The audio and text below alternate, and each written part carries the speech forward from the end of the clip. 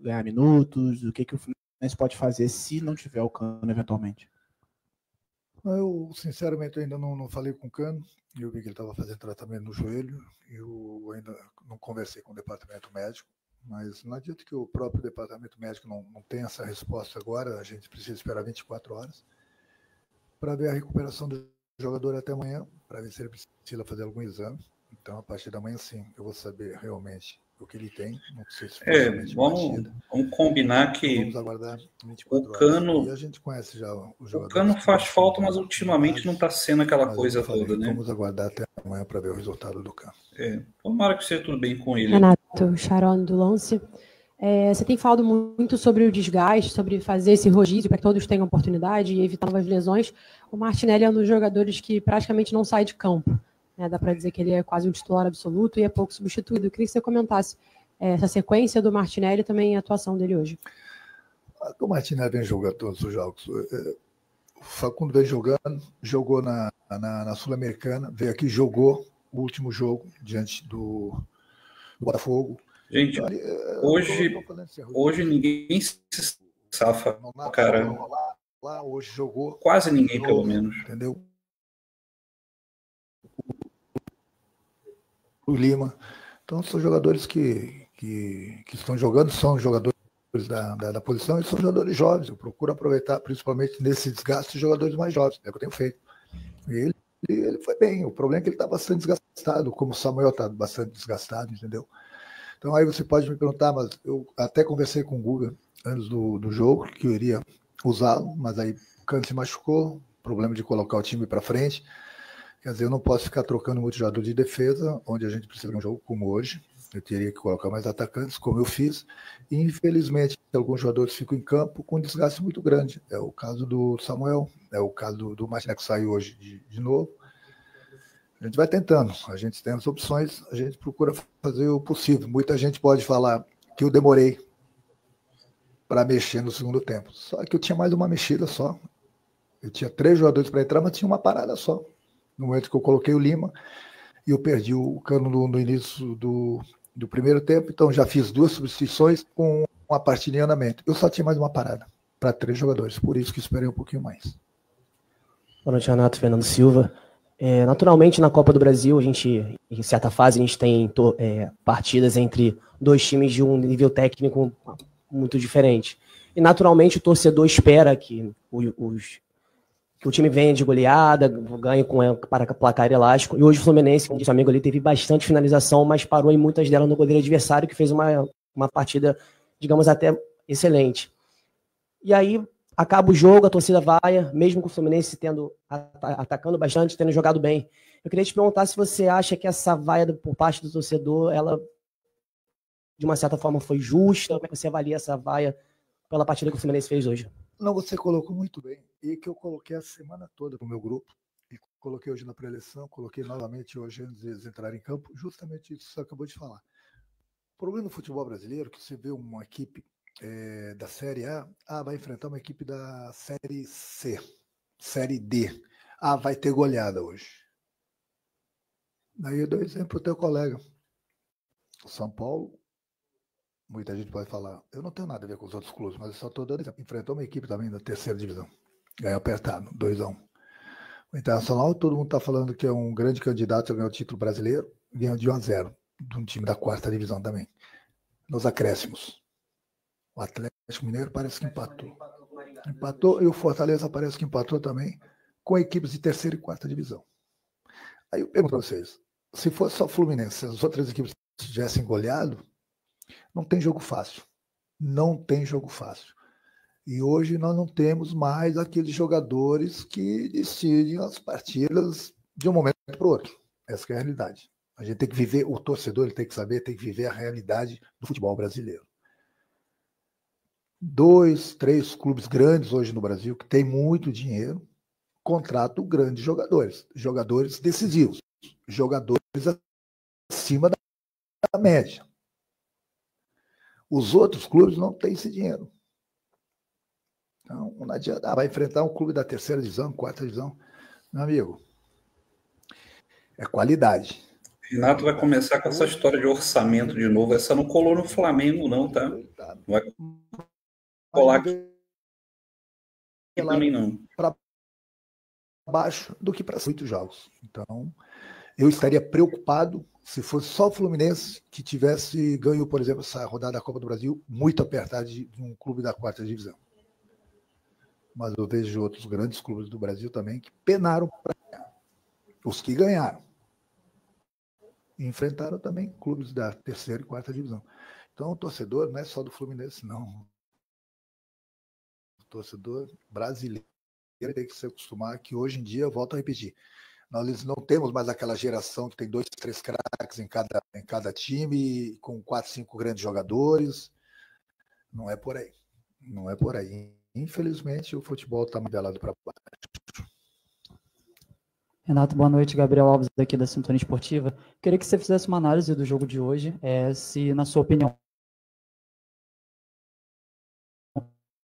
foi um para o Fluminense aplicar uma goleada hoje, se realmente passa pela atuação do goleiro da Aparecidense ou se passa mais pela finalização dos atacantes no jogo de hoje. Obrigado. Bem, boa tua pergunta também. As duas coisas. O goleiro da Aparecidense fez grandes defesas. Nós criamos bastante situações, nos precipitamos em algumas delas. Nós poderíamos ter um pouquinho mais de tranquilidade. E essa confiança e essa tranquilidade, eu falo muito para eles. E a gente desperdiçou várias oportunidades. Nós tivemos, se não me engano, 9, 10 chutes a gol. Fez o gol. Então, foi crédito também do goleiro da Aparecidense e também nossos atacantes, principalmente, não tiveram aquela calma necessária. Renato, boa noite. Fernanda Pisotti, da Rádio Band News FM. Queria que você falasse sobre o público presente hoje aqui no Maracanã. A gente teve pouco.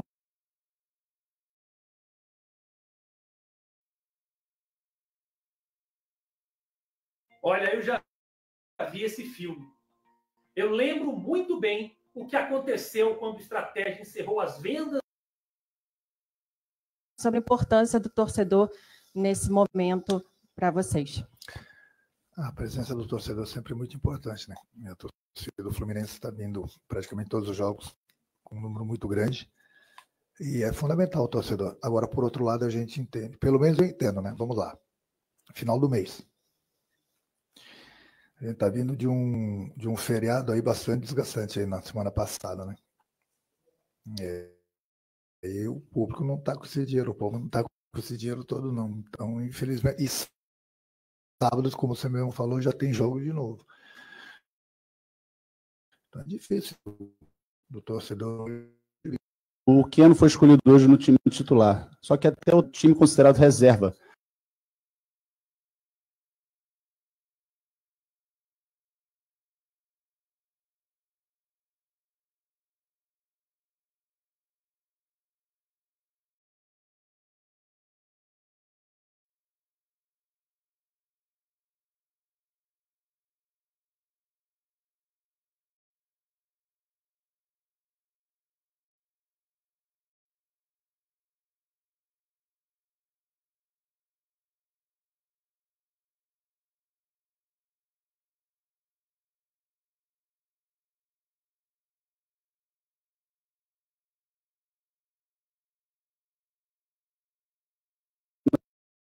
Foi jogar com o time considerado reserva. Eu queria entender por que a escolha dele, e o Serna parecia que era o jogador pronto, né, ali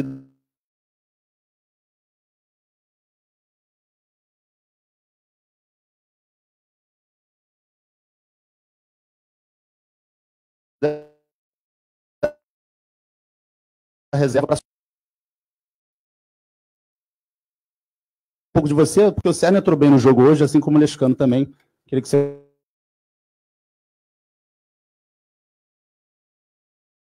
comentasse a respeito. Obrigado.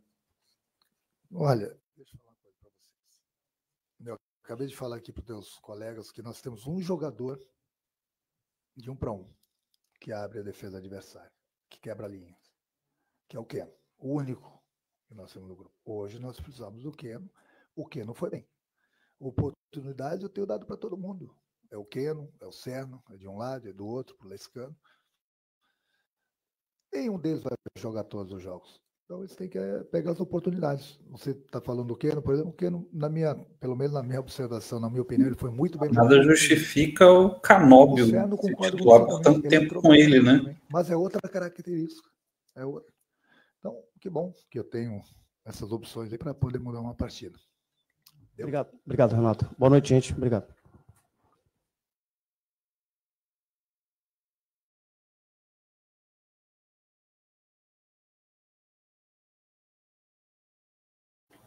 Gente, é isso aí. Isso aí foi a entrevista coletiva do Renato Gaúcho.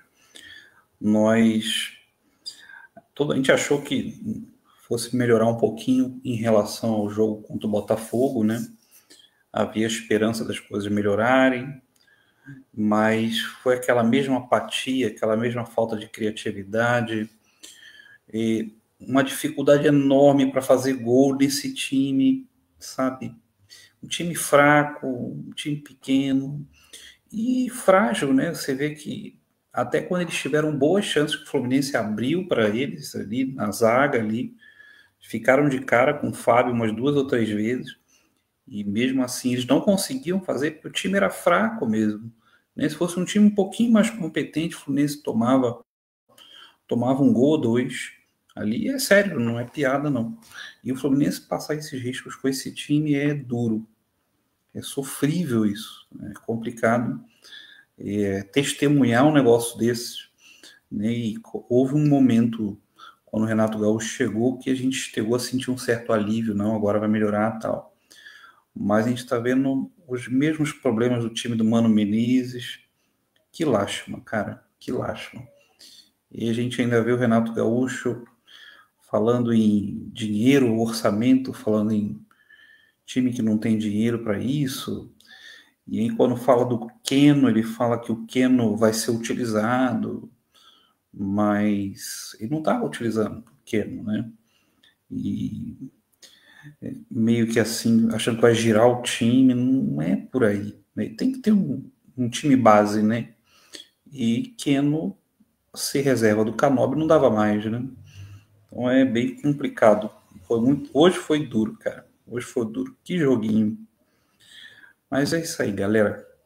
Vamos ficando por aqui. Obrigado por acompanhar a gente. Grande abraço a todos e uma ótima noite.